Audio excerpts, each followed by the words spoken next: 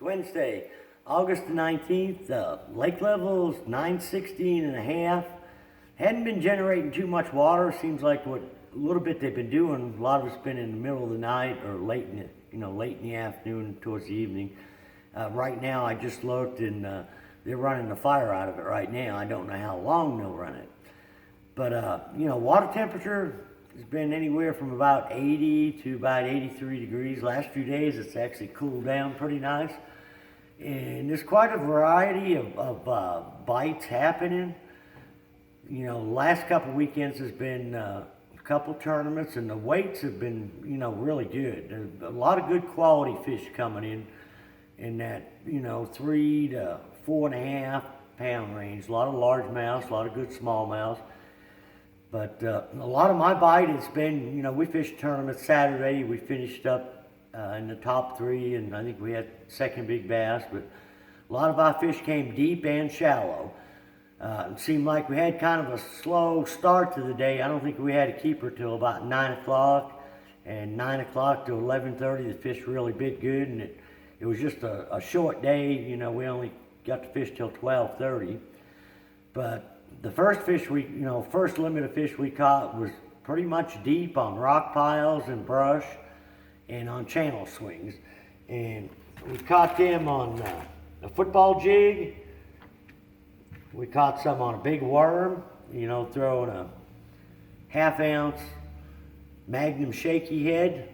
And a lot of different ways you can fish the worm. You can also fish it Texas rig. A lot of times I'll fish it with a 1/2 ounce weight, 5/0 hook, and I'm throwing several different worms, whether I'm fishing it deep or shallow. But you'll notice I really kind of like a lot of the same color. It's either a plum, or I've got a blue fleck as well. But I like anywhere from 8 to a 10-inch worm.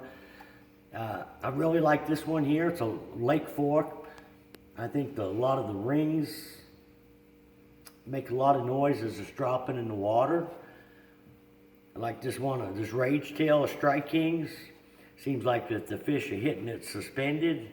It's got a real good tail on it. It gets a lot of action. But like I say, whether I'm fishing them, if I'm fishing it deep, I very seldom ever peg the weight. I'll use anywhere from a 3 ounce to a 1/2 ounce weight. If I'm fishing it shallow, I'll use about a 1/4, maybe a 5/16. And usually always a 5/0 hook on the big worm. Line size, I usually throw 17 to 20 pound fluorocarbon. I will peg it if I'm fishing shallow. I'm talking 2 to 4, 2 to 5, 2 to 8 feet deep. If I'm fishing in a lot of brush, I'll peg it with either a bobber stopper or I'll put a rubber peg right up inside the worm weight.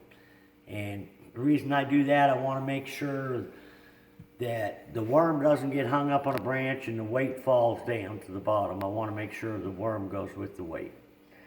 But, on a football jig, I'm throwing a 5/8 or 3/4 ounce football jig.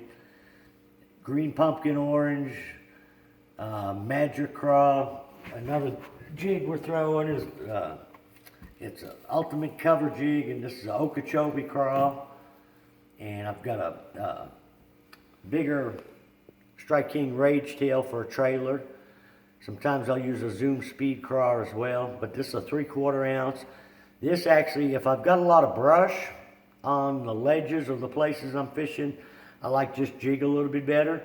It comes through the brush and the rock a lot better with that head design.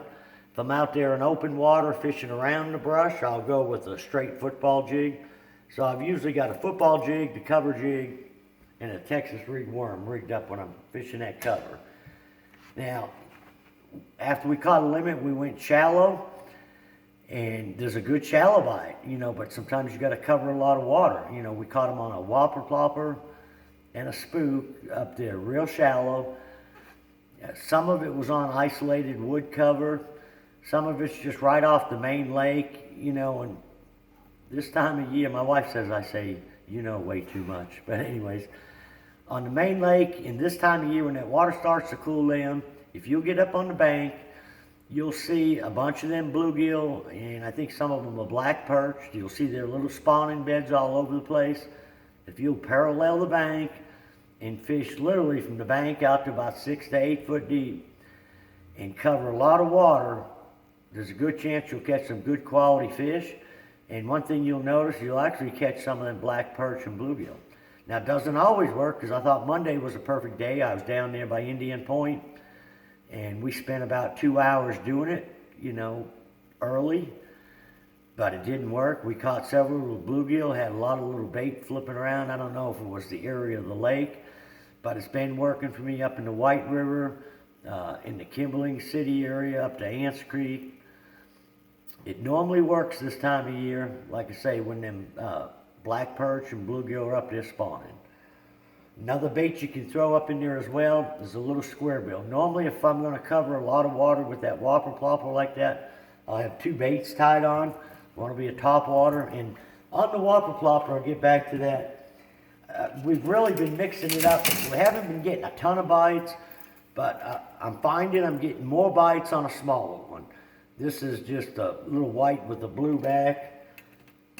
I am throwing a medium size and a bigger one as well. Black is probably my favorite color, especially black with a little chartreuse on it. But seem to be catching more fish on the smaller one than I am the medium or bigger size.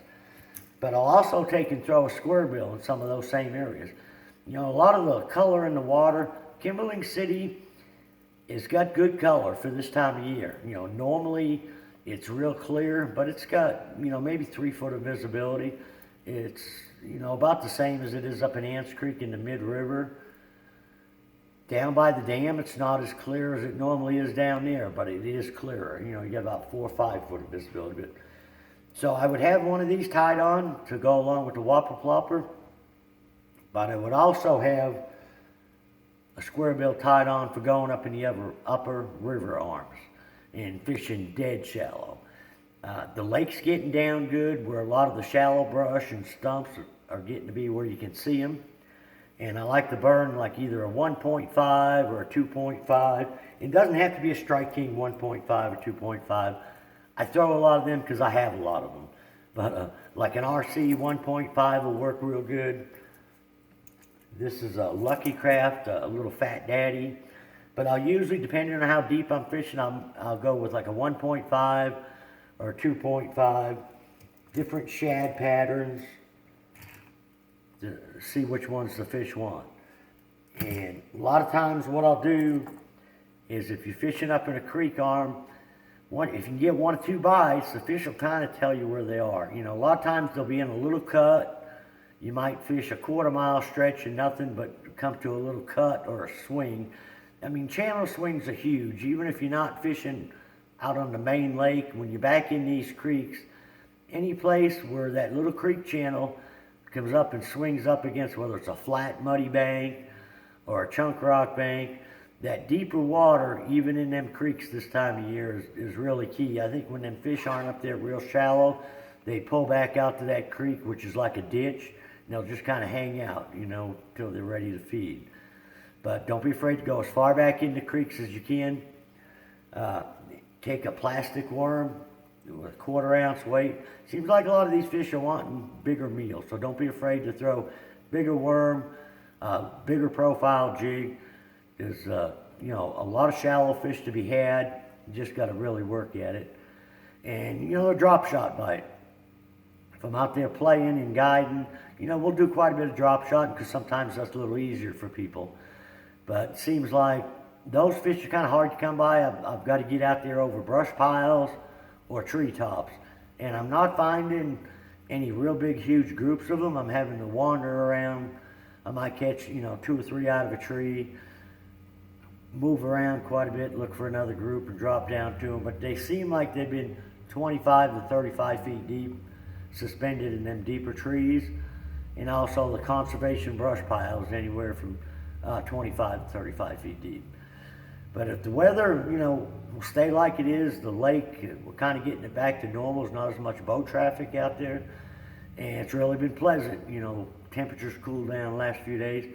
So if you get a chance, you need to get out and enjoy some of this fall fishing. Till next week, good luck, good fishing.